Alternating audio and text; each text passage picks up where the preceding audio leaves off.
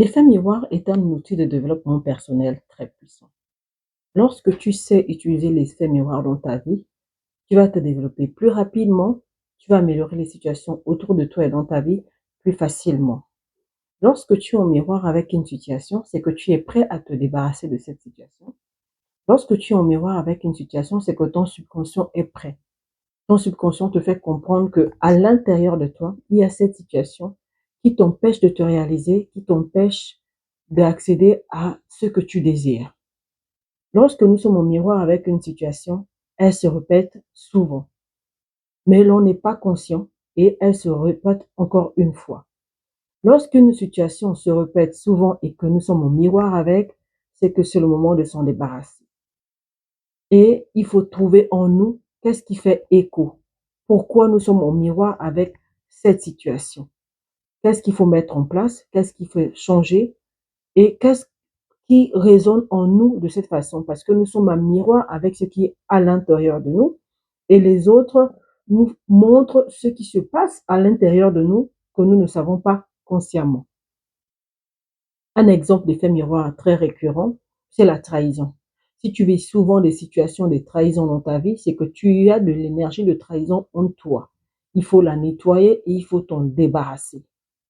Si tu vis beaucoup de situations d'injustice, c'est que tu as l'injustice en toi, dans tes énergies, dû certainement à ton enfance, à tes vies passées ou autres selon tes croyances.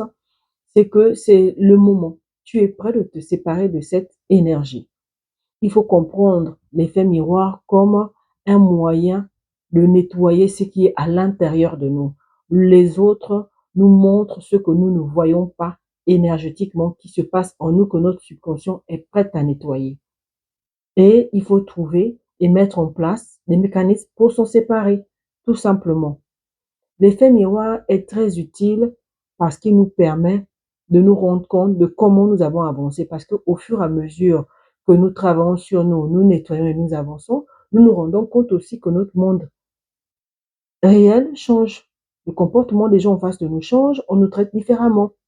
Et nous sommes souvent au miroir avec nos enfants, nos collègues, notre famille ou nos relations, nos partenaires. Et souvent aussi beaucoup plus dans les relations d'âme. Si tu ressens de l'injustice, c'est que tu as l'injustice en toi. Qu'est-ce que tu, quel est le comportement que tu mets en place toi-même, envers toi-même, qui provoque de l'injustice en toi? Parce que tout est à l'intérieur de nous. Rien n'est à l'extérieur. Si on te manque de respect, qu'est-ce que tu ne respectes pas chez toi? Si on ne te priorise pas, qu'est-ce que tu ne priorises pas chez toi? Si on ne te choisit pas, est-ce que toi-même tu ne te laisses pas?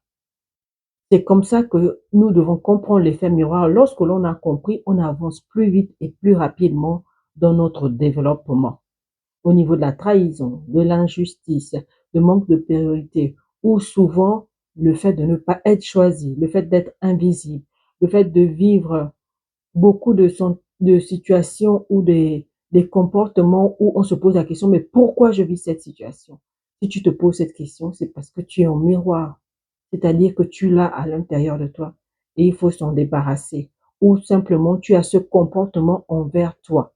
Change de comportement envers toi-même, priorise-toi, fais-toi plus confiance, mets en place des mécanismes parce que la personne à qui tu dois le plus aimer, tu dois le plus donner d'amour et d'affection, c'est toi. Lorsque tu vas les faire, tu seras en miroir avec les autres.